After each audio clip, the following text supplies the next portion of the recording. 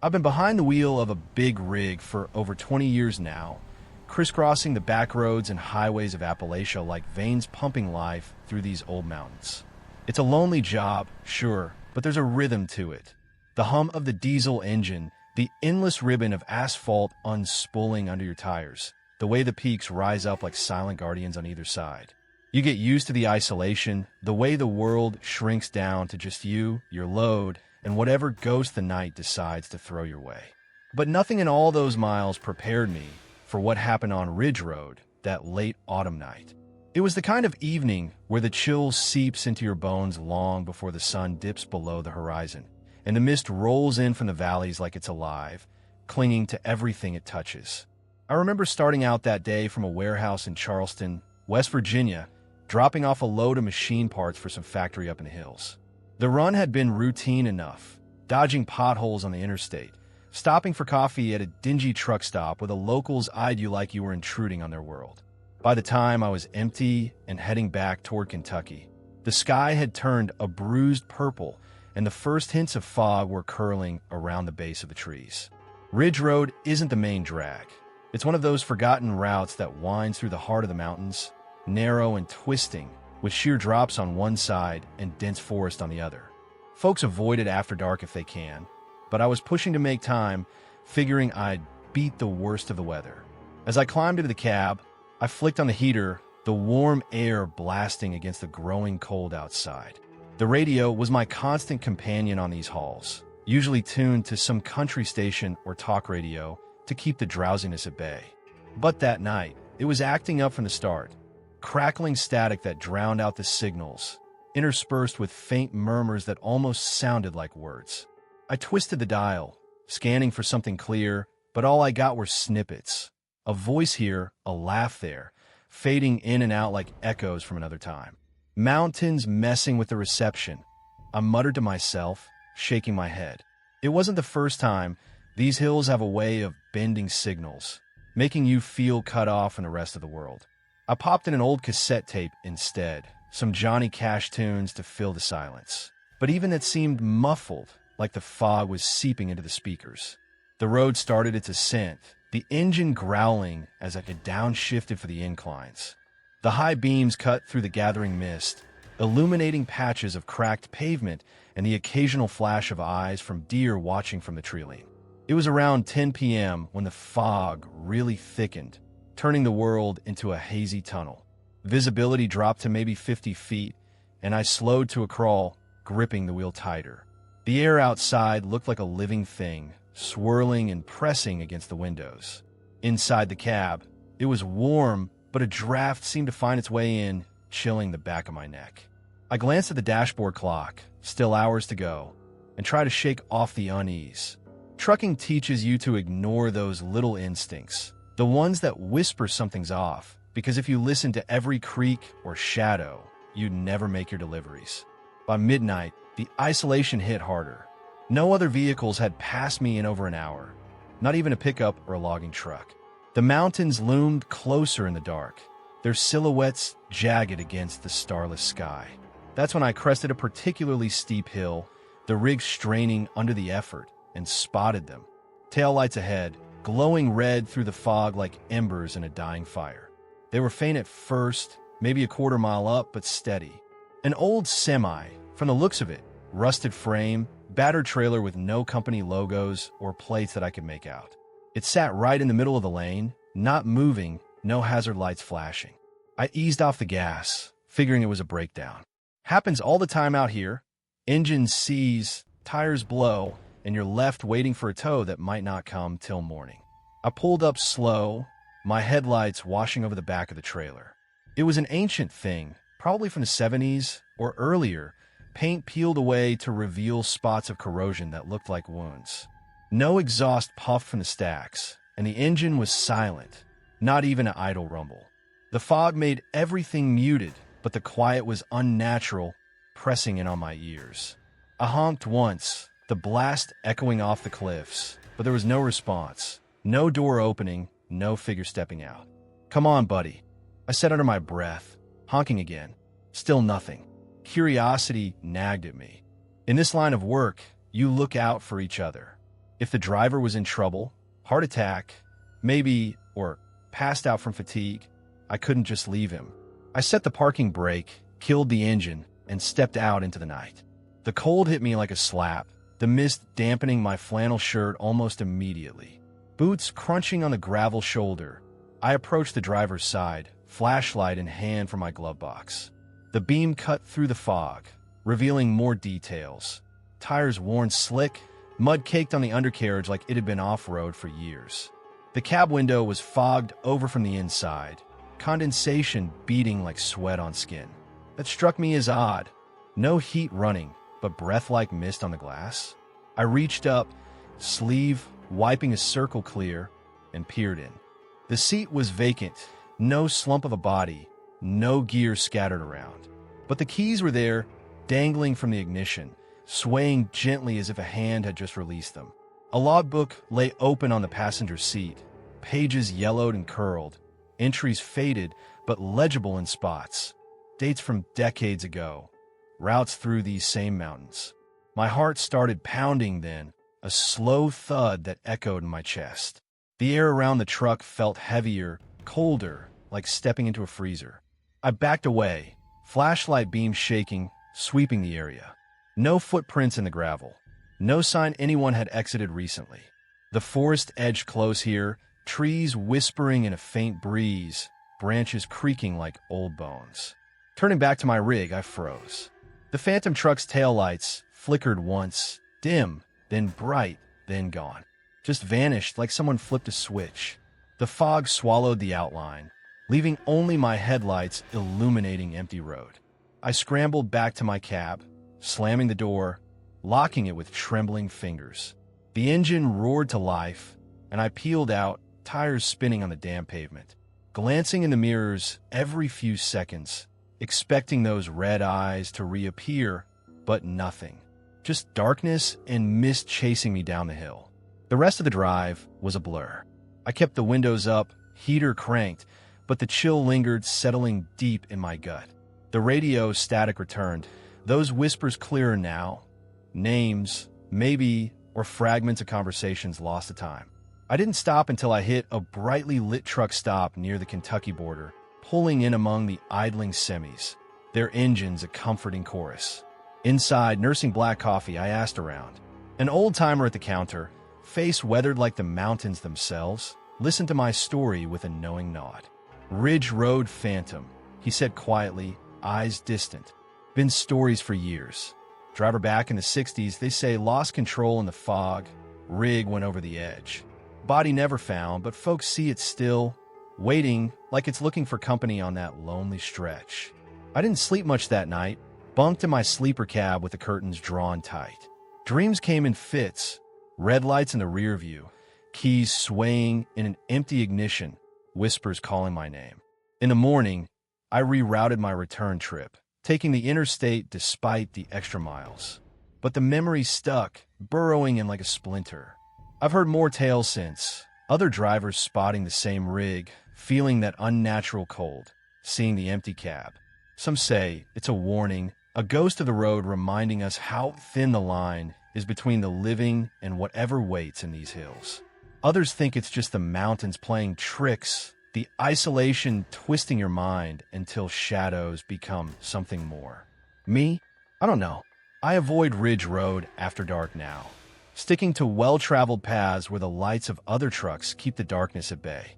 But on quiet nights, when the fog rolls in and the radio hisses, I wonder, whose rig was it really?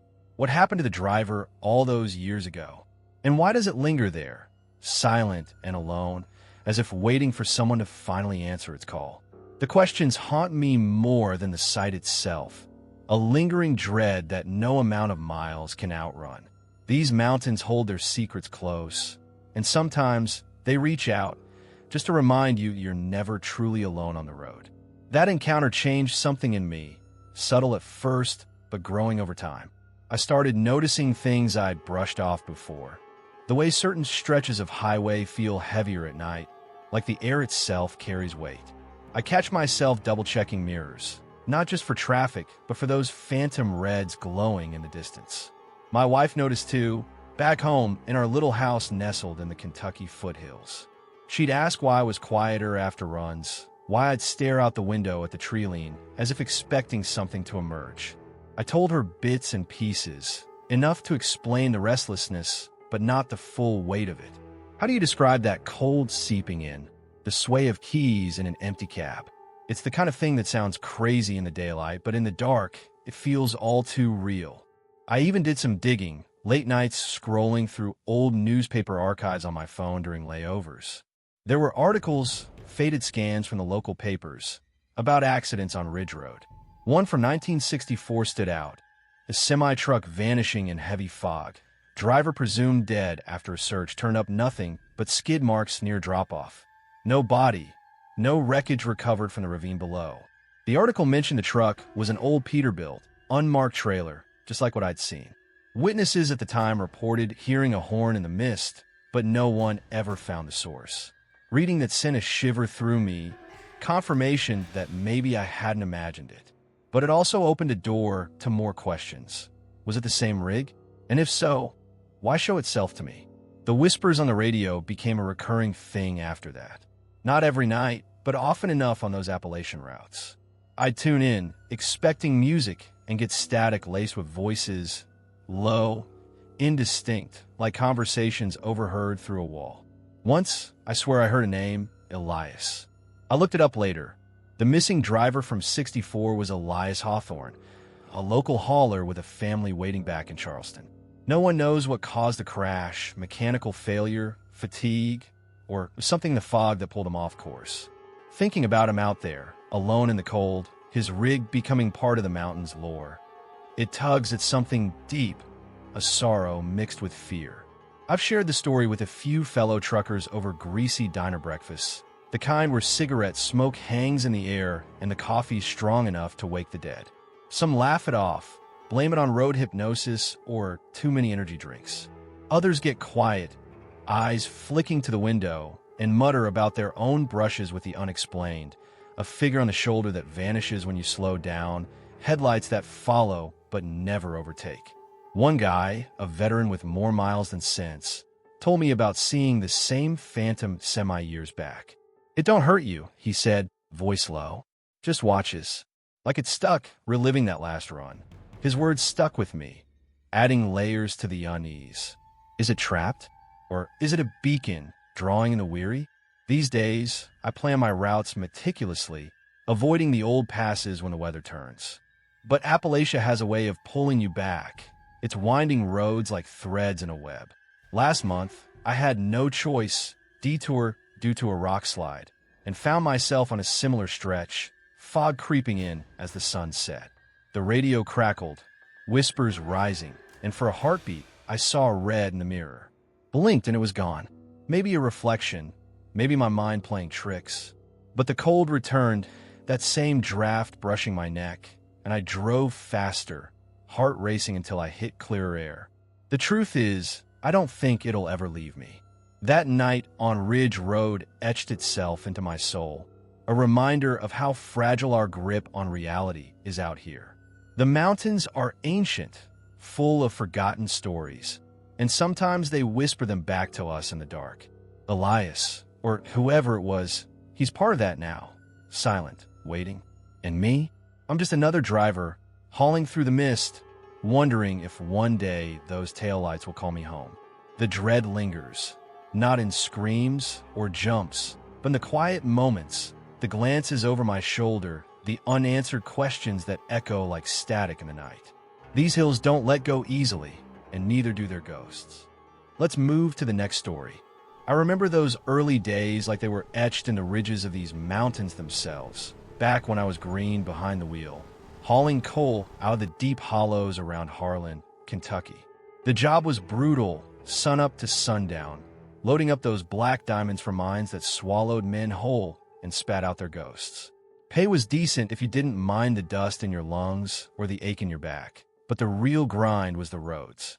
Narrow, twisting paths carved into the hillsides by generations of loggers and miners, barely wide enough for a rig like mine. Most folks stuck to the main highways, but I was young, cocky, always looking for a shortcut to shave off time and impress the boss. That's how I ended up on that forgotten pass one stormy summer night, a route the locals whispered about over coffee at the diner, but never took themselves. It started innocent enough.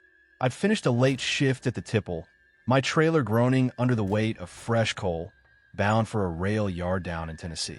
The sky had been threatening all day, heavy clouds rolling in from the west like a bad omen. By the time I hit the road, the rain was coming down in sheets, fat drops hammering the cab roof like fingers tapping impatiently. Thunder rumbled in the distance, low and guttural, reminding me of the dynamite blast that shook the earth back at the mine. I flicked on the wipers, their rhythmic squeak the only sound besides the engine's steady growl. The CB radio was hooked up, but it was dead quiet that Friday night. No chatter from other drivers swapping stories or warning about speed traps. Odd, I thought, but chalked it up to the storm messing with the signals. These mountains had a way of isolating you, turning the world into just you and the road ahead. The shortcut veered off the county road about 10 miles outside Harlan, a gravel-strewn path that climbed steep into the hills. Signs were rusted, half buried in kudzu, warning of sharp curves and falling rocks. But I'd heard from an old hand at the yard that it cut 30 minutes off the trip. Just don't go at night, he'd said with a chuckle that didn't reach his eyes. I ignored it, figuring it was just hazing the new guy. As I turned onto the pass, the trees closed in, pines and oaks arching overhead like a tunnel, their branches whipping in the wind. The rain slicked the surface, turning it into a muddy ribbon that sucked at my tires. I downshifted, navigating the switchbacks carefully, the rig swaying with each turn. Headlights pierced the downpour, illuminating brief flashes of the cliff face on my left and the sheer drop on my right, with a hollow plunged into blackness. No guardrails here, just faith and friction keeping you from the abyss. Hours ticked by in that solitary drive, the storm building intensity. Lightning cracked the sky every so often, silhouetting the jagged peaks and making the forest look alive, branches twisting like claws. I sipped lukewarm coffee from a thermos, trying to stay alert, my mind wandering to home, a little trailer in the next county over, where my girl waited with a hot meal and a warmer bed. The isolation gnawed at me, though. No houses, no lights from distant farms, just the endless patter of rain and the occasional rumble of thunder. Around midnight, I crested a rise, the road leveling out for a stretch, and that's when the first unease crept in. The CB crackled faintly, not with voices, but a low hum that vibrated through the speakers. I adjusted the knob, but it persisted like the mountains themselves were breathing into the mic. By 2 a.m., fatigue was setting in, my eyes heavy from the hypnotic swipe of the wipers. That's when I heard it, a deep, mournful horn echoing through the trees. It wasn't like any truck horn I'd known. Too hollow, too resonant, like a train whistle distorted by the wind, but closer, intimate, almost. My heart skipped, and I glanced in the rearview mirrors, expecting headlights cutting through the rain behind me. Nothing. Just darkness and the sheen of wet pavement. Probably an echo from the valley, I muttered, shaking my head. These hollows played tricks with sound, bouncing noises off the cliffs until they came from everywhere and nowhere. But the horn sounded again, louder this time, vibrating the cab windows and rattling the loose change in the cup holder. It was insistent, urgent, like a warning or a call. I slowed a bit, scanning the mirrors again, the rain blurring the glass. Still empty. The road ahead twisted into another switchback, and I focused on the wheel, tires gripping the mud as best they could. Then the sound grew, swelling until it filled the air, shaking the rig like a physical force. And suddenly, there it was, in the rear view, headlights piercing the downpour like twin spears. A massive truck emerging from the storm as if conjured from the mist itself. Its grille was a snarling beast, chrome twisted and scarred, straight out of the 50s aero rigs I'd seen in old photos of the yard. No markings, just bulk and shadow, closing in fast. My pulse quickened. Who the hell was out here in this weather? I eased to the right, hugging the cliff, giving it room to pass on the narrow lane. But it didn't. Instead, it tailgate, inches from my bumper, horn blaring now, and short, angry bursts that drowned out the thunder. Panic flickered in my chest. I grabbed the CB mic, keying it up. "This is Cole Hauler 47. Anyone copy?" Got a rig on my tail, acting crazy out on the old pass.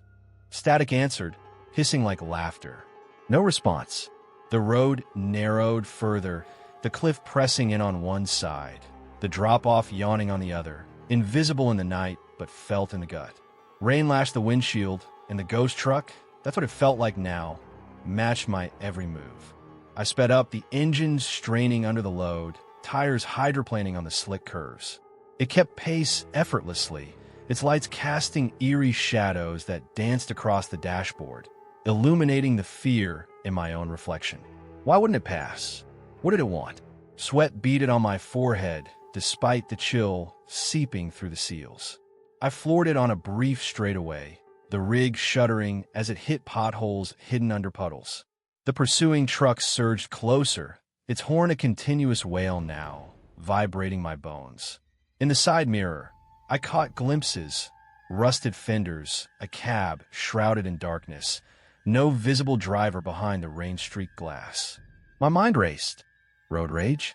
A hijacker? But out here, lightning flashed, and for a split second, the truck looked wrong, tires not quite touching the road, exhaust absent in the cold downpour. Terror gripped me then, cold and real. I spotted a pull-out ahead, a widened shoulder carved for emergencies, and I swerved in, brakes screaming against the wet gravel. The rig skidded to a halt, jolting me forward against the belt. The ghost truck roared past, its mast shaking my cab as it went by. I held my breath, waiting for the taillights to fade around the next bend, the sound to diminish into the storm. But nothing. It vanished, no receding glow, no engine fade, just gone, swallowed by the curve as if it had never been. Rain pounded the roof, thunder rolled, but the silence after was deafening. I sat there, engine idling, hands trembling on the wheel, staring into the mirrors. Minutes stretched into an hour, the storm raging on. I didn't dare move, fear rooting me in place. What if it came back? What if it was waiting just out of sight? Dawn crept in slow, gray light filtering through the clouds, the rain tapering to a drizzle. I eased back onto the road, every nerve on edge, glancing back constantly. The pass spit me out onto the main highway, and I pulled into the first diner I saw, a ramshackle place with neon flickering in the window. Inside, the smell of bacon and coffee grounded me, but my hands still shook as I ordered. An old-timer at the counter, face creased like weathered bark, noticed. "You look like you've seen a haint, son," he said, sipping his mug. I spilled the story, words tumbling out. He listened, nodding slow, eyes distant. "That pass ain't been right since the 40s. Convoy of coal trucks wrecked there in a storm like last night's. Brakes failed on the lead rig, took the whole lot over the edge. Horns blaring all the way down, they say, echoing through the hollow. Bodies mangled, never all accounted for. Folks hear him still, on bad nights, chasing the living, maybe looking for a way out." His words settled like lead in my stomach. I finished my meal in silence, paid up, and hit the road again, but the drive home was haunted. Every rumble of thunder sounded like a horn, every flash in the mirror a set of headlights. I quit that route after, sticking to the lit highways, but the mountains don't forget. Years on, I've logged thousands more miles, married that girl, raised kids who think their dad's stories are just tall tales.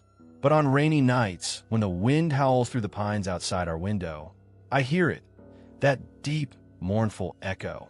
Not loud, but they're vibrating in my chest like it's part of me now. Is it calling me back to that pass? Warning me or inviting? I don't know. And the not knowing is what keeps me up, staring at the ceiling, wondering if one day I'll answer. These hills hold their dead close, and sometimes they reach out just to remind you the line between the road and the abyss is thinner than you think. The dread never fully fades. It lingers like mist in the valleys, waiting for the next storm to rise. Story 3. I've spent more years than I care to count behind the wheel of an 18-wheeler, hauling everything from steel coils to frozen goods across the spine of Appalachia. It's a life that suits some folks, The endless miles, the freedom of the open road, the way the mountains cradle you in their ancient folds. But it's lonely work, too, especially on those winter runs when the snow falls soft and silent, blanketing the world in white and muffling the sounds of civilization. You learn to live with the isolation, the way the cab becomes your whole world, a cocoon of heat and humming engine against the cold outside. Still, there are nights when the quiet presses in too hard, when the shadows and the tree lean seem to watch you back. That's how it was on the haul from Pittsburgh to Knoxville, cutting through the back roads of deep Appalachia to dodge the interstate snarls. I thought I was being smart, saving time, but looking back, I wonder if the mountains had other plans. It was mid-December, the kind of crisp evening where the air bites at your lungs and the pines stand dusted with fresh snow, their branches heavy and still. I loaded up in a warehouse on the outskirts of Pittsburgh, pallets of machine parts strapped tight in the trailer, destined for some factory down in Tennessee. The sun had dipped early, painting the sky in fading grays as I rolled south, the rig's tires crunching over the occasional patch of ice. I avoided the main highways that night, opting for the old state routes that wind through the hollows. Narrower, sure, but less traffic, fewer troopers clocking your speed. The radio played low, some talk show fading in and out as the signal bounced off the peaks. I sipped coffee from a thermos, black and bitter, keeping the drowsiness at bay. No other vehicles shared the road. It was just me, the headlights carving a path through the gathering dark and the occasional glint of deer eyes reflecting back from the underbrush. They'd freeze in the beam, statues in the snow, before bounding away into the woods. As the miles ticked by, the landscape grew wilder, the hills closing in like old friends huddling against the cold. I passed through forgotten towns, clusters of weathered houses with porch lights flickering like distant stars, smoke curling from chimneys into the night. Folks out here live close to the land, stories passed down about the woods and what hides in them. Lost miners, feral families gone wild in the hills, winds that carry voices from the past. I'd heard the tales over diner counters, dismissed most as superstition bred from too much moonshine and isolation. But there's something about these mountains that makes you question, especially when you're alone. The temperature dropped as I descended into Whispering Hollow, a stretch of road notorious among truckers for its eerie calm. Named for the way the winds whistle through the narrow valley, like murmurs in an empty room. Snowflakes danced in my high beams, the pines lining the route like silent sentinels. The quiet deepened here, the engines rumble the only sound, echoing off the cliffs that rose sharp on either side. Past midnight, the hollow lived up to its name. A light fog rolled in from the creek beds, mingling with the snow to create a hazy veil that softened the edges of everything. My rig hummed steadily, the heater blasting warm air against the chill seeping through the door seals. I adjusted the mirrors, scanning the empty road behind. No taillights, no signs of life. Ahead, the path twisted gently, following the contour of the land. That's when I first noticed the shapes, vague outlines in the mist, maybe a quarter mile up, moving slow along the lane. At first, I thought it was a trick of the light, shadows cast by the moon filtering through the clouds. But as I drew closer, they resolved into forms, trucks, a line of them, 5 or 6 strong, rolling in perfect single file. No engines roared, no exhaust plumed in the cold air, no headlights piercing the night. Just their silhouettes, clear in the silvery glow, like ghosts etched against the snow-draped trees. I eased off the gas, curiosity peaking. What kind of convoy runs dark like that? Old models, from the looks, boxy cabs from the 70s, trailers long and unmarked, the kind you don't see much anymore with all the regulations. They moved in eerie unison, tires silent on the pavement, no crunch of snow or grind of gears. Like a funeral procession, solemn and unhurried. I flashed my high beams once, a quick pulse to signal my presence, maybe get them to pull over or acknowledge. Nothing. No brake lights, no way from a window. The lead truck's outline sharpened as I closed the gap. Faded paint, rusted edges, cab windows dark as voids. Unease stirred in my gut, a subtle twist that I tried to ignore. Probably just locals hauling logs or something, running quiet to avoid attention. But the silence gnawed at me. Even idling rigs make noise, a low thrum you feel in your bones. The fog thickened as I trailed them, my headlights catching wisps that swirled like smoke. A cold draft filtered into the cab, despite the heater on full, frosting the edges of the windshield in delicate patterns. I wiped the glass with my sleeve, breath fogging it right back up. The convoy held its pace, blocking the narrow road. No shoulder here to pass safely, just ditch and trees on one side, rock face on the other. I honked lightly, a polite beep, but the sound died quick in the hollow, swallowed by the wind. That's when the whispers started, faint at first, like leaves rustling, but growing into murmurs carried on the breeze. Voices, indistinct, overlapping, fragments of talk about lost routes, endless nights, names I couldn't catch. They seemed to come from outside, pressing against the windows, but when I cracked one open, the cold rushed in and the sounds faded, only to return when I sealed it shut. Heart picking up, I gripped the wheel tighter, the rig's vibrations traveling up my arms. The lead truck's door caught my eye, or rather, the image of it creaking open in my mind, though it stayed firmly closed. A shadow shifted inside that dark cab, or maybe it was the fog playing tricks. Unease bloomed into something sharper, a primal instinct urging me to back off. But the road didn't allow it, no turnarounds for miles. I edged closer, trying to peer into the trailers through gaps in the mist. Empty, or so it seemed, just hollow spaces yawning black.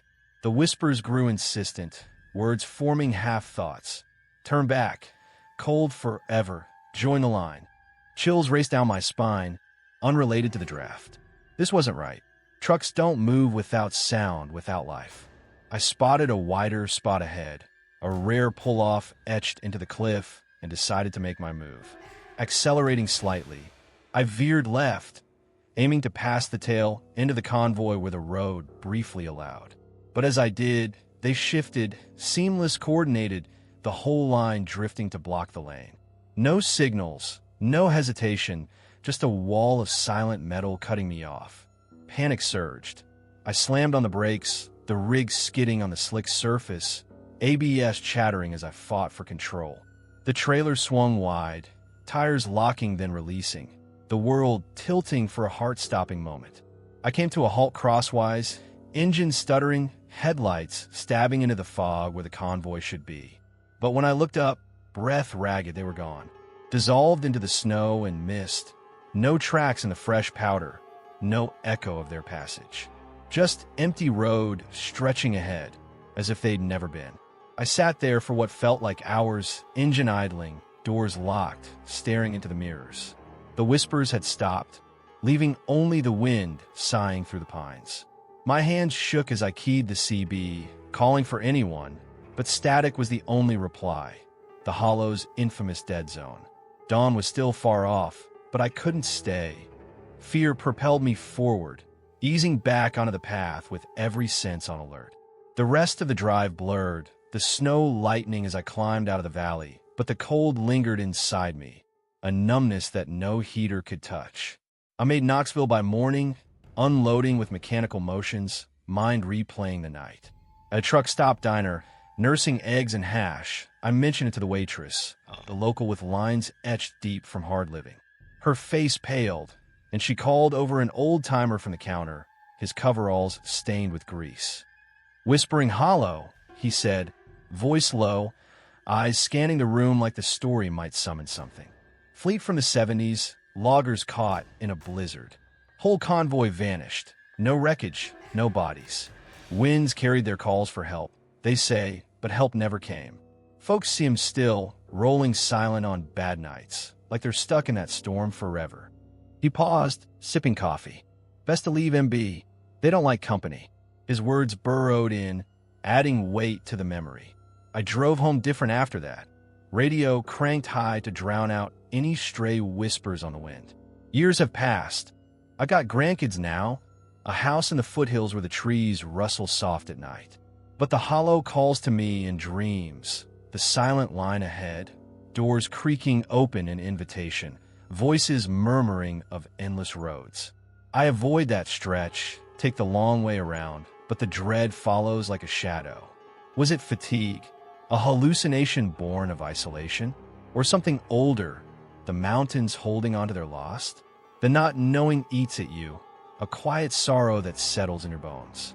These hills remember, and sometimes they share their secrets, just enough to leave you wondering if you'll ever truly escape the procession. The whispers might return any night, faint on the breeze, calling you back to join the line. Story 4. Driving overnight shifts through the Appalachian Turnpikes has always paid well, but it's the kind of work that carves into your soul, leaving hollows where the solitude settles in deep. I've been at it for 15 years now, ever since I left the coal mines for something with less dust, but more miles.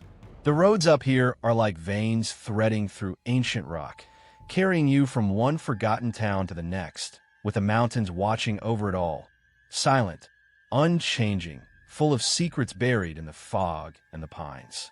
You get used to the rhythm, the hum of the diesel, the flash of reflectors on guardrails, the way the night stretches out endless ahead.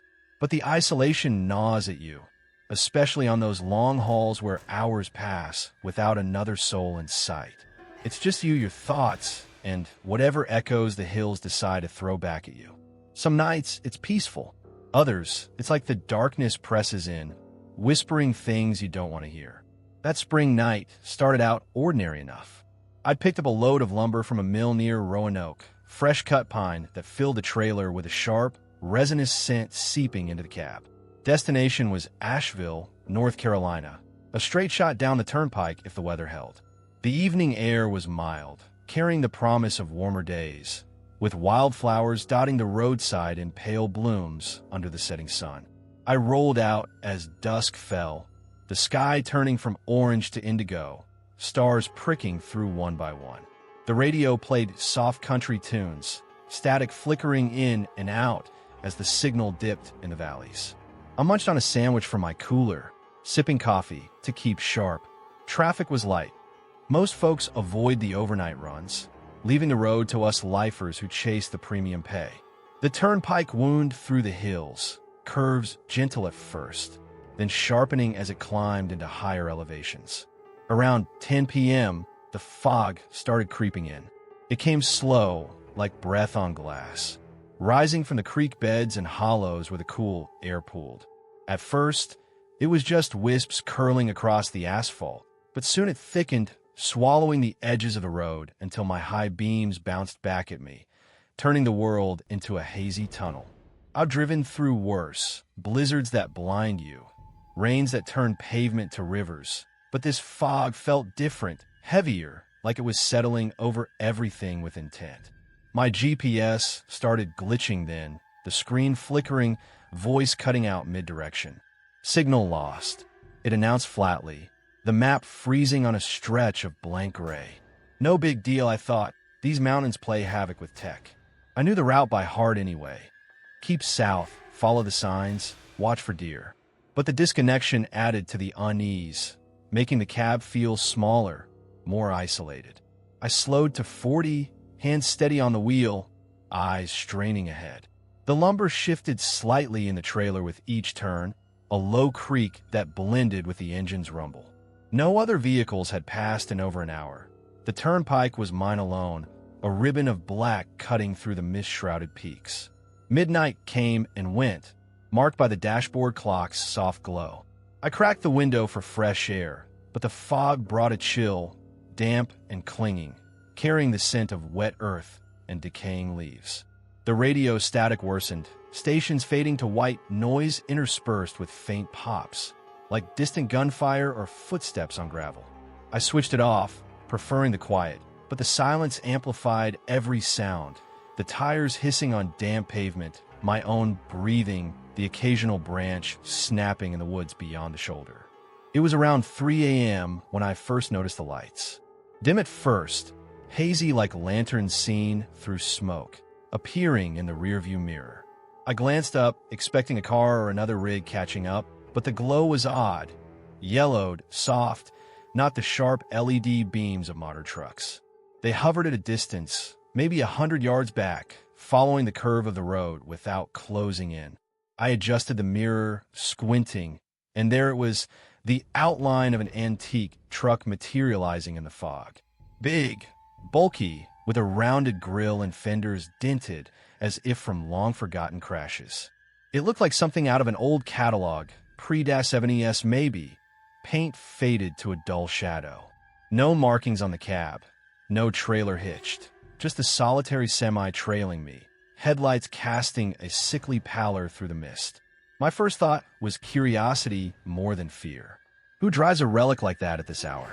Maybe a collector or some local hauling scrap.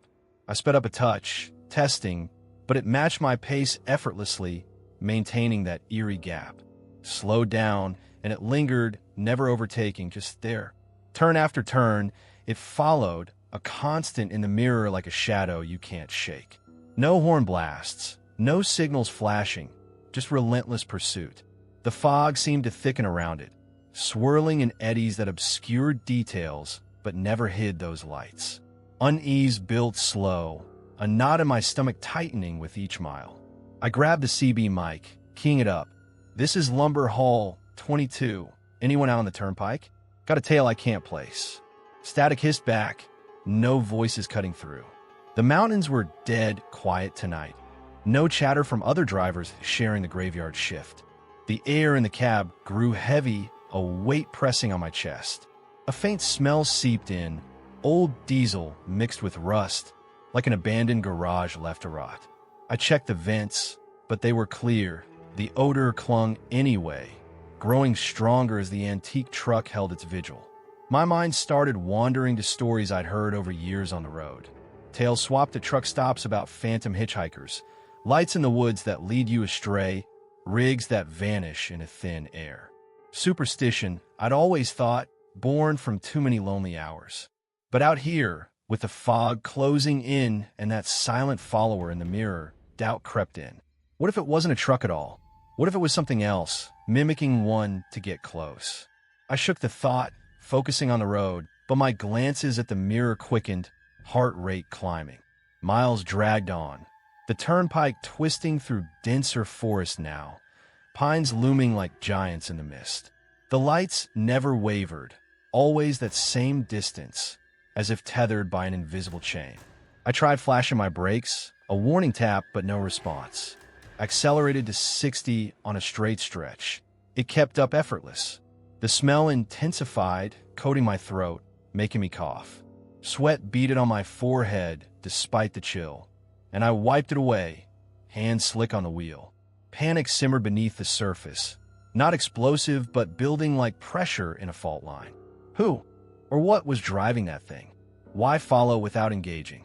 The GPS remained dead, no bars on my phone either. I was cut off, adrift in this foggy limbo. Spotting a rest area sign ahead, relief washed over me. A chance to stop, assess, maybe confront whatever this was. I signaled right, easing off the accelerator and pulled into the lot. A wide gravel expanse with picnic tables shrouded in fog, empty save for a lone trash bin overflowing with debris. The antique truck followed, parking across the lot, maybe 50 feet away, engine, if it had one, silent as it came to a halt. Its lights dimmed, but didn't extinguish, casting long shadows that danced in the mist. I kept my rig idling, doors locked, watching. No door opened, no figure emerged. The cab stayed dark, an impenetrable void behind grimy windows. Minutes ticked by, the only sound the low thrum of my own engine and the distant drip of condensation from overhanging branches. Curiosity warred with fear, but the trucker in me, the one trained to help on the road, won out. I grabbed my flashlight from the glove box, its beams steady despite my shaking hand, and stepped out. The fog enveloped me immediately, cold and clammy against my skin, muffling my footsteps on the gravel. The smell was overpowering now, a tangy rot that made my eyes water. I approached slow, beams sweeping the antique rig. Up close, it was a relic all right, tires bald and cracked, like they'd rolled a million miles without replacement. Bodywork pocked with dents, rust eating through the frame in jagged patterns. The headlights were yellowed glass, filaments glowing faint, no modern bulbs here. I circled to the driver's side, heart pounding in my ears, and shone the light through the window. Inside, dust coated everything, thick as a blanket. Faded maps sprawled across the dash, routes penciled in handwriting long out of style, leading to towns that might not even exist anymore. A logbook lay open on the seat, pages brittle and yellowed. The last entry dated 1962, hauling to Asheville, fog heavy, visibility low. My breath caught. The coincidence chilled me deeper than the night air. The seat was empty, no sign of life, but as I stared, a shadow shifted. Or did it? A flicker in the corner of my eye, like a figure leaning back, or maybe just the wind rustling a loose paper. No sound, no movement after, but the hairs on my neck stood straight. I backed away fast, beam jittering, boots crunching loud in the quiet. Bolted to my cab, slamming the door, peeling out with gravel spraying. In the mirrors, those faded lights followed briefly, glowing through the fog as I merged back onto the turnpike. Then, like a candle snuffed, they winked out, gone, leaving only darkness behind. I drove hard the rest of the way, windows up, heater blasting, but the smell lingered, faint but persistent. Reached Asheville at dawn, unloading with numb hands, mind replaying the night in loops. At a garage for a quick check, I mentioned it to an old mechanic, his face creased like cracked leather. He paused, wrench in hand, eyes narrowing. "Sounds like old Harlan's rig," he said quiet, glancing out the hills. Driver back in 62, never made his last delivery to Asheville. Vanished in the fog, truck and all.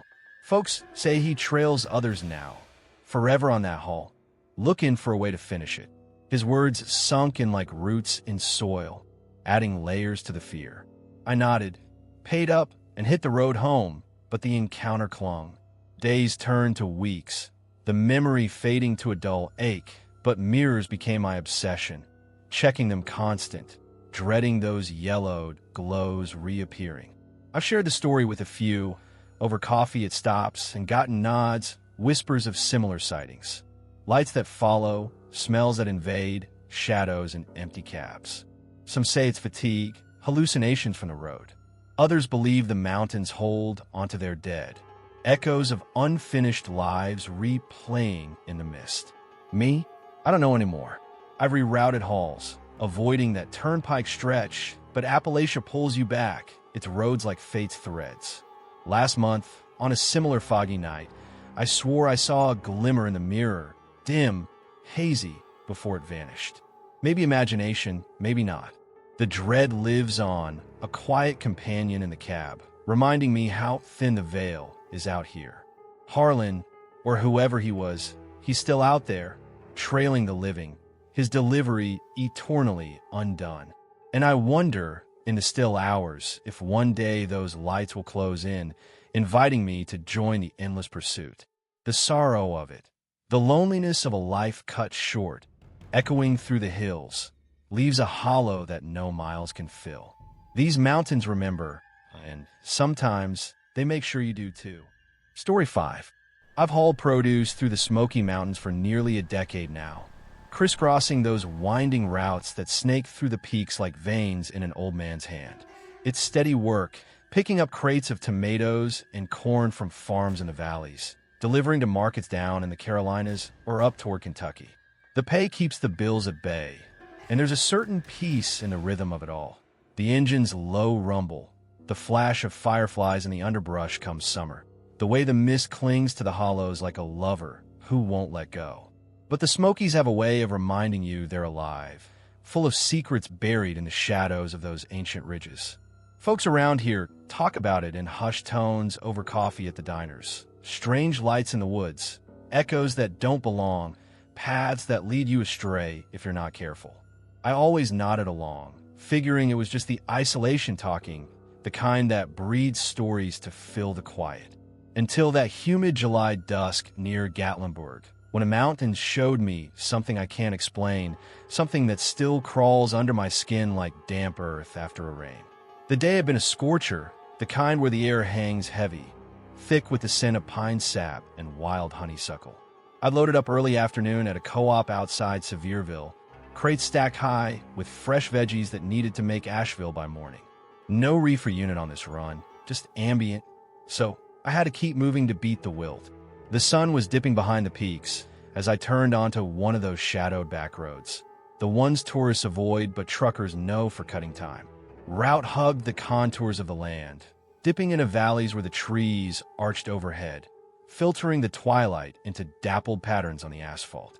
Gatlinburg's lights twinkled in the distance, a faint glow promising civilization. But out here, it was just me, the rig, and the encroaching dark. Humidity clung to everything, beating sweat on my forehead despite the AC wheezing from the vents. I cracked a window, letting in the chorus of crickets and the occasional hoot of an owl, sounds that usually soothed but that night felt like warnings whispered too low to heed. The road twisted gentle at first, following the river's bend, but as the light faded, shadows stretched long from the pines, swallowing the shoulders. My headlights cut through the gloom, illuminating brief flashes of the forest, ferns unfurling like fingers, rocks moss-covered and slick. No other traffic. Summer evenings see folks hunkered in cabins or campsites, not out hauling. I sip from a warm soda, mind wandering to home. A modest place in the foothills where my wife waited with our boy, probably watching fireflies from the porch. The CB radio sat silent, no chatter from other drivers, just static that rose and fell like breathing. I tuned it anyway, scanning channels, but nothing cut through. Isolation settled in then, familiar, but edged with something I couldn't place, like the air before a storm, even though the sky was clear. Twilight deepened to full dusk, the sun a memory behind the ridges, stars pricking through the canopy overhead. That's when I glimpsed it ahead, a shape in the dim, rolling slow on the straight stretch before a curve. At first, I thought it was a full rig, maybe a logger or another hauler taking it easy. But as I closed the distance, details sharpened in my beams. A trailer detached, no cab pulling it. Just a boxy form trundling along, weaving slightly as if buffeted by wind, though the air was still. Impossible. Trailers don't move on their own. Not without power, not on these inclines. My foot eased off the gas, heart quickening a beat. What the hell? I muttered, leaning forward. It was an old one, sides scarred and dented. Paint flaked to reveal rust like old blood. Chains dangled from the rear, scraping asphalt with sparks that flickered brief in the dark like dying embers. I honked, a sharp blast that echoed off the cliffs, but the trailer didn't slow or stop. Just kept its pace, steady as a heartbeat. Flashed my lights. High to low, a signal any driver knows, but no response. Curiosity mixed with a trickle of unease. Maybe a brake failure. The cab wrecked back a ways, driver hurt. I radioed dispatch, keying the mic with a steady hand. This is produced Run 14. Got a road trailer on the Gatlinburg back road. No cab in sight. You copy. Static answered, thick and unbroken, like the channel was jammed. Tried again, but same nothing. The air in the cab shifted then, turning stale, heavy with a musty odor like opening a long-sealed tomb. Damp earth, decay. Something metallic underneath. I checked the vents, thinking maybe roadkill nearby, but the smell intensified, coating my tongue. Closing in, I saw more. The trailer's doors ajar at the back, swinging lazy with emotion, revealing glimpses of empty blackness inside. No cargo, just void. Sparks flew brighter from the chains, grinding louder now that I was nearer. The weaving grew pronounced, as if guided by unseen hands, correcting course on the narrow lane. I edged to the left, aiming to pass on a wider spot, but the trailer swerved, deliberate, blocking. Brakes squealed as I hit them, rig shuddering, produce shifting with a thud. Heart thundering, I straightened out, mirrors showing nothing behind but dark. Ahead, the trailer resumed its path, unperturbed. Panic rose slow, a cold wave starting in my gut. This wasn't mechanical. Things like this don't happen. Voices murmured then, faint from the vents, garbled, overlapping, pleas or warnings in tones too muffled to make out. Help! Lost! Pull over! Or maybe my mind filled in the words, the static on the CB twisted into them, or the wind through the cracked window. I wiped sweat from my eyes, gripping the wheel white-knuckled. The road straightened for a mile, a rare flat amid the hills, and I gunned it, engine roaring as I pulled alongside. The trailer matched speed impossibly. No engine, yet accelerating smooth. Up close, scars marred its side, gouges like claw marks, doors creaking open wider. I peered into that blackness, flashlight from the dash, cutting through. Empty, but then a flicker, a tall figure indistinct in the void, arm reaching out slow, as if beckoning. Shadow or man? It shifted, features blurred, but the intent felt real, pulling at something primal. I veered away sharp, tires screaming on the edge, heart in my throat. Ahead, the trailer surged forward, vanishing into the shadow of the next curve, sparks trailing like a comet's tail. Rounded the bend breathless, expecting it there, but gone. Road empty, no tracks in the soft shoulder dirt, no sparks lingering. I pulled over, engine idling, doors locked, staring into the mirrors. The stale air dissipated slow, voices fading to silence. Sat there till my hands stopped shaking, then drove on cautious, every shadow a potential shape. Made the delivery at dawn, unloading mechanical, mind elsewhere. Stopped at a ranger station later, casual question over coffee. The old ranger paused, eyes distant. Wrecked back in the 80s, he said quiet. Rig lost control on that stretch. Trailer broke free, rolled alone till it plunged off. Driver vanished. Searched for weeks, nothing. Folks say it shows up sometimes, trailing shadows, like it's still trying to finish the run. His words rooted deep, a sorrow mingling with the fear. I nodded, left without more, but the drive home haunted me. Every curve a memory, every vent murmur a echo. Years on, I've logged more miles, family grown, but I avoid those smoky shadows now. Detour routes, even if it adds hours. But on humid dusks, when the air hangs heavy, I catch whiffs of that stale tomb scent, hear garbled pleas on the wind. Was it a ghost of the road, a lost soul reaching out, or the mountains playing cruel tricks, blurring lines between real and remembered? The confusion lingers, a quiet dread that no light dispels. These hills hold their dead close, and sometimes they let them loose just to see if you'll follow. I fear one day something might detach again, rolling silent, waiting for me to catch up. The sorrow of that unreachable figure, forever lost in the void, echoes in my dreams, a reminder that some deliveries never end. Story 6.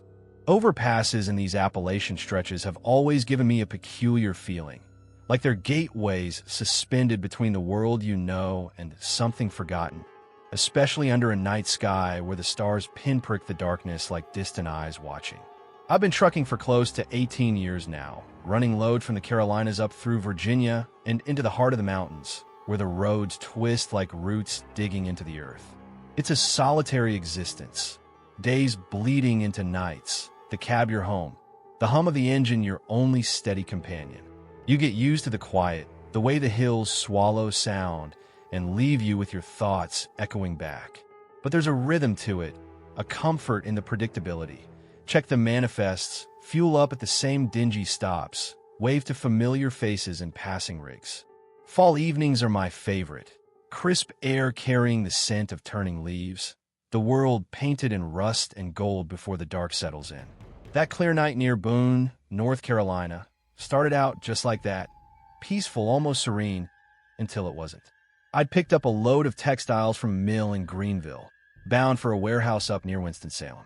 Nothing heavy, just bolts of fabric strapped secure in the trailer, the kind of run that lets you ease off the throttle and take in the scenery. The sun had dipped low hours earlier, leaving the sky a deep velvet dotted with those sharp stars. No moon that night, making the overpasses loom darker, their concrete arches casting long shadows over the valleys below. I was on one of those elevated sections of highway, the kind built to cut through the rugged terrain, where the road lifts you above the treetops and the wind whistles underneath like it's trying to pull you down. Boone's not far, a college town tucked in the hills, but out here on the outskirts, it's all wilderness. Dense forest pressing close, the occasional flicker of wildlife eyes in the underbrush. My rig hummed steady, headlights slicing through the black, radio tuned low to some AM station playing old bluegrass tunes that faded in and out with the elevation. The air was cool, seeping through the vents despite the heater on low, carrying that earthy smell of autumn decay. I sipped coffee from a thermos, black and strong, keeping the fatigue at bay after a long day. No other traffic. Fall midweeks are quiet. Most folks hunkered down against the chill. The overpass came up gradual, a long span bridging a deep hollow where a creek probably ran silent below. As I crossed it, the rig shuddered, like hitting a pothole or a seam in the pavement, but the road was smooth, recently repaved. I glanced at the dash, checking gauges, but everything read normal. Shook it off as a trick of the wind or maybe a loose strap in the back. But then, in the side mirror, something caught my eye. Down on the bridge below, parallel to the overpass, another truck sat idling. Lights off except for a faint glow in the cab, like a dashboard light left on. It looked abandoned, doors hanging open slightly, outline hazy in the starlight. I slowed a touch, curiosity prickling. Who leaves a rig like that out here? Breakdown? Maybe, or a driver stepped out for a smoke. But no hazard lights, no flares. It was an older model, blocky and weathered, the kind you see in junkyards more than on the road these days. As I watched in the mirror, it moved, revved up silent, no engine roar, just a shape climbing the ramp behind me, merging onto my lane. Unease stirred, subtle at first, like a draft under the door. I accelerated, putting distance, but it kept pace, grill growing in the rear view, a dark mass closing the gap without a sound. No exhaust plume in the cold air, no tire hum echoing off the guardrails. Just motion, relentless and quiet. My heart picked up, a steady thump against my ribs. What the hell is this? I muttered, adjusting the mirrors for a better look. The cab was dark, no silhouette of a driver, just that faint glow pulsing like a heartbeat. The highway dipped after the overpass, winding into a forested stretch where the trees crowded close, branches scraping the sky. I pushed the speed to 65, the rig straining on the incline, but the ghost truck, that's what my mind labeled it now, matched every move, grill filling the view like a predator's maw. The radio, which had been static-laced music, hissed to life unbidden. Whispers filtered through, fragmented at first, snippets of voices overlapping, talking of crashes, regrets, names lost in the crackle. Went over, family waiting, can't stop. Cold sweat beaded on my forehead, the air in the cab icing over despite the heater blasting full. Windows fog from the inside, breath visible in puffs. I wiped the glass, but the chill deepened, seeping into my bones like winter's first frost. The whispers grew clearer, murmuring stories that didn't make sense. Pile-ups in fog, brakes failing, screams cut short. My hands gripped the wheel tighter, knuckles white, mind racing for explanations. Prank, malfunction, hallucination from too many hours awake. Miles blurred by, the road twisting through the hills, but the pursuer never faltered. Always there in the mirrors, silent sentinel. Panic built slow, a pressure in my chest, making each breath shallower. I grabbed the CB mic, keying it with trembling fingers. This is Textile Hall 19. Anyone copy? Got a rig tailing me close, no lights, acting strange near Boone Overpass. Static roared back, laced with those whispers, no human response. The cold intensified, frost creeping across the dash like veins. I could smell it now, old oil, rust, the tang of blood maybe, or was that my imagination? The ghost rig edged closer, bumper inches from mine on the curves, but no collision, no sound if it brushed. In the side mirror, I glimpsed the open doors flapping gentle, as if inviting a look inside. Spotting the next exit sign, a truck stop lit up like a beacon. I swerved off, tires protesting on the ramp. The rig followed, smooth as shadow, closing in now that we'd slowed. Heart racing, I pulled into the lot, gravel crunching under wheels, parking among the idling semis where lights blazed from the diner windows and a few drivers milled about, cigarettes glowing. Safety in numbers, I thought, killing the engine but leaving the keys in. The ghost truck stopped at the lot's edge, away from the pumps, engine dying, or whatever passed for it in that silent beast. No movement, just stillness under the sodium lamps. I sat there, breath ragged, watching. Minutes stretched, the whispers fading from the radio to a low hum. Curiosity warred with fear. Part of me wanted to bolt inside the diner, surround myself with warm bodies and hot coffee. But the trucker code nagged. Check on a fellow driver, even if this felt wrong. Flashlight in hand from the glove box. Beam shaking, I stepped out. The night air bit cold, stars mocking overhead.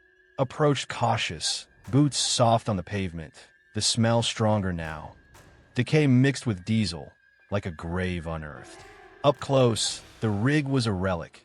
Paint chipped to bare metal, tires worn to canvas, grill twisted from impacts long healed over. Doors ajar, cab empty as I shone the light in. Seat worn thin, stuffing poking through tears, dash cracked and faded. A logbook lay scattered, pages brittle, entries from decades ago, detailing runs through these same hills. On the dash, a faded photo caught the beam. A family, smiling in black and white, woman and kids posed by an old car, the kind from the 50s. Dust coated everything, undisturbed. I reached out, touching the door handle, cold as ice under my fingers. That's when the whisper brushed my ear, soft but clear. Join us. Not from the radio, not the wind, from inside or everywhere, a voice laced with sorrow and invitation. I bolted back, flashlight dropping, clattering on the ground. Scrambled to my cab, slamming the door, engine roaring to life. Peeled out, gravel flying, mirrors showing the ghost rig still there, unmoving. Drove till dawn, pushing the rig hard through the winding passes, stopping only when the sun crested the ridges, banishing the shadows. At a greasy spoon miles away, nursing eggs and bacon, I asked around. An old driver at the counter, face mapped with wrinkles, listened with a knowing squint. Overpass echo, he said low, eyes flicking to the window. Fatal pile-up back in the 70s. Chain reaction on that bridge, rigs tangled, folks trapped. Horns silent in the wreck, they say, but the dead patrol now, whispering regrets. Looking for company on those heights. His words settled like fog in my mind, adding weight to the night. I finished the run, delivered the load, but the memory clung. Whispers in the vents on quiet drives, cold drafts on overpasses, that photos, smiling faces haunting dreams.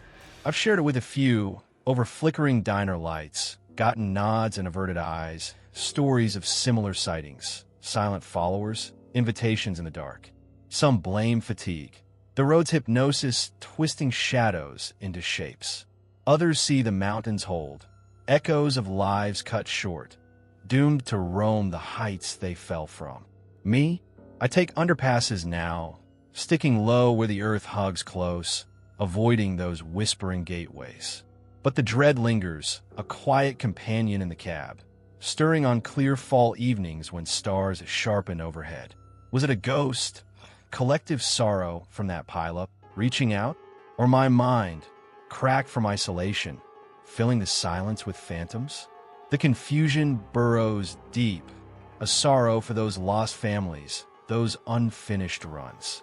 These hills remember their tragedies, holding them in concrete and shadow. And sometimes they share, just enough to make you question if the next shutter is a pothole or something climbing the ramp behind. I drive on, mirrors check constant, wondering if one day that whisper will call again and if I'll have the will to refuse. The loneliness of the road feels heavier now, laced with echoes that no dawn fully silences. Let's move to the last story.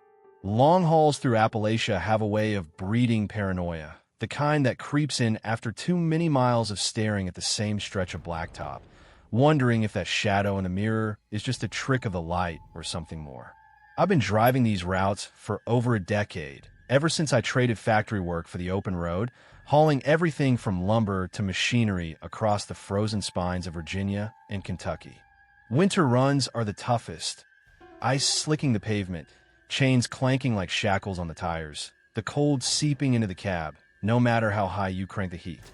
You learn to live with it, the isolation wrapping around you like a fog. But it sharpens your senses too, makes you notice the little things. A deer frozen on the shoulder, eyes reflecting your headlights like accusations, or the way the wind howls through the hollows, carrying sounds that don't belong. Near Wise, Virginia, the roads get meaner, winding through narrow lanes flanked by sheer cliffs and dense forest, places where cell service dies and the only company is the echo of your own engine. That night, winter's grip was tight, snow flurries dancing in the beams, and I thought it would be just another grind until dawn. But what happened on Winding Hollow Lane was real, no matter how much I try to convince myself otherwise, and it left a mark that no amount of miles can erase. The day had started routine enough, loading up in Richmond with a shipment of auto parts bound for a plant in Lexington. The forecast called for light snow, nothing I hadn't handled before, so I chained up the tires at a rest stop and hit the road as the sun dipped low, painting the ridges in cold blue. By evening, the temperature plummeted, frost etching patterns on the windshield that I wiped away with the defroster. The cab was my bubble, heater blasting, coffee steaming in the cup holder, radio tuned to a staticky country station fading in and out as the mountains interfered. No wife or kids waiting back home. Just an empty apartment in Roanoke, so the long hours suited me fine. Midnight crept up quiet, the clock glowing green on the dash, and I was deep in the hollows now, the lane twisting like a serpent through the hills. Chains clanked rhythmic on the ice, a steady beat against the silence outside. No other rigs in sight. Winter nights clear the roads of all but the desperate or the dedicated. I glance in mirrors every so often, habit from years of watching for black ice or tailgaters, but they showed only darkness swallowing the path behind. That's when the headlights flared, bright, aggressive, blooming in the rear view like they'd been switched on from nowhere. 1 second, empty night. The next, twin beams piercing the snow, closing fast. My pulse jumped, but I steadied myself. Probably another driver I'd missed, pushing hard through the weather. But something felt off. No gradual approach, just sudden presence, like it had materialized from thin air. I eased on the gas, testing, but it matched me, pursuing relentless without a horn blast or signal. The presence was oppressive, a weight in the cab that made the air thicker. I wove through the next hollow, tires gripping precarious on the curves, but anticipated every turn, hugging close like it knew the route better than I did. Grill a snarling shadow in the mirrors. Sweat prickled under my collar despite the chill, and a musty scent filtered in, damp earth and decay, like wet leaves rotting in a forgotten grave. I cracked the window, thinking it was exhaust or something from the load, but the smell strengthened, clinging to the upholstery. Glimpses in the side mirrors showed a weathered semi, body scarred and faded, plates unreadable under grime and ice. The driver was a silhouette, unmoving behind the wheel, no lean or adjustment, just rigid form. Panic edged and slow, a cold trickled down my spine. Who drives like that in a storm? Road rage? Or worse, a hijacker eyeing my cargo? I grabbed the CB mic, voice steady as I could manage. This is Parts Hall 88. Anyone out near Wise? Got a rig on my ass, acting aggressive. Copy. Echoes mocked me. Static laced with distortions, my own words bouncing back warped, like the mountains were throwing them at me. No replies, just the hiss growing louder, as if the radio was tuning into something else. The chaser pressed closer on the straights, lights flooding my cab, casting harsh shadows that danced across the dash. I floored it on a downhill, chains rattling furious, but it kept pace effortless, a ghost on wheels. The hollows deepened, trees closing in like walls, their branches skeletal against the snow. Relief short-lived as a tunnel loomed ahead. A black maw carved into the cliff, old mining relic repurposed for the road. I plunged in, hoping the darkness would swallow it, lose it in the confines. Inside, the world compressed, headlights bouncing off damp walls streaked with mineral veins, the air heavier, colder. Whispers amplified then. Not from the radio, but everywhere. Names murmured low, dates recited like litanies, pleas from forgotten accidents weaving through the engine's roar. Help! 72, brakes gone, family. Fragmented, overlapping, voices cracked with despair. My breath fogged the glass, hands slick on the wheel. The tunnel stretched, eternal, seconds dragging into minutes, the whispers pressing like fingers on my neck. Emerging into the open, snow swirling thicker, I checked the mirrors, gone. The chaser vanished, no lights receding, just empty lane behind. Relief washed over me, shaky laugh escaping as I eased off the gas. Just imagination, I whispered, but the musty scent lingered, and the radio static hummed with unspoken words. Miles later, the road leveled into a valley, flurries tapering to let stars peek through. Tension uncoiled slow, muscles aching from the grip. But then, ahead, a shape waiting at the pullout, headlights off but outline unmistakable. The same weathered semi, parked silent on the shoulder. My stomach dropped. How? It couldn't have passed. No side roads, no way around. I braked hard, rig skidding on the ice, chains digging in as I came to a halt 50 yards back. Heart thundering. I stared. Engine cold, no exhaust, vines creeping over the wheels like it had been there months, not minutes. Snow dusted the hood undisturbed. Fear rooted me, but anger flared too. I needed answers. Flashlight from the glove box, I stepped out, boots crunching on frozen gravel, the cold biting through my jacket. Approached slow, beams sweeping the rig.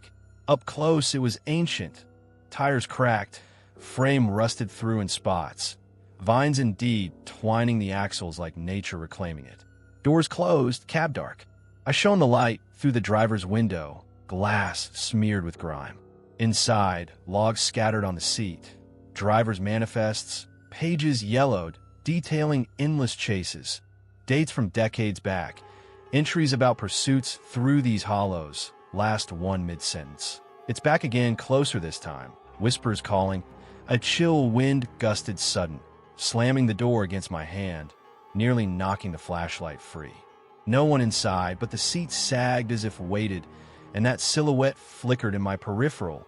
Or did it? I ran then, bolting back to my cab, engine roaring as I peeled away, mirrors empty once more. Drove reckless the rest of the night, pushing through the storm till dawn broke gray over the ridges, stopping only at a diner in Lexington, hands still trembling around a mug of coffee. Folks at the counter listened to my ramble, an old-timer with a tobacco-stained beard nodding slow. Cursed rig, he said quiet, eyes distant like he'd seen it himself. Story goes back to the 50s. Driver lost control in a chase. Maybe bootleggers or bad blood. Went over the edge in these hollows body never found, but the truck, it hunts the living now, eternally on the prowl, drawing you into its loop. His words sunk like lead, echoing the whispers I'd heard. I finished the run, cashed the check, but retired that route after, stuck to flatter lands, brighter highways. Years passed, got married, had a daughter who thinks her dad's tales are just bedtime stories. But dreams bring the chase anew, headlights flaring, whispers calling names that might be mine, that musty scent filling the room. I avoid winding hollow lane, detour miles out of way, but Appalachia has its pull, roads like threads drawing you back. Last winter, on a similar icy night, I swore I saw lights in the mirror, bright, aggressive, before they winked out. Fatigue, maybe, or the paranoia long hauls breed. But the confusion lingers, a sorrow for that lost driver, trapped in his eternal hunt, reaching out to the living for company or release. These mountains hold their curses close, in the vines and the ice, and sometimes they let them loose, just to remind you the chase never truly ends. I check mirrors more now, listen for whispers in the wind, wondering if one day it'll catch up and what plea it'll murmur when it does. The dread settles deep, a quiet ache no dawn dispels, leaving me to question if I'm still running or already caught in the loop.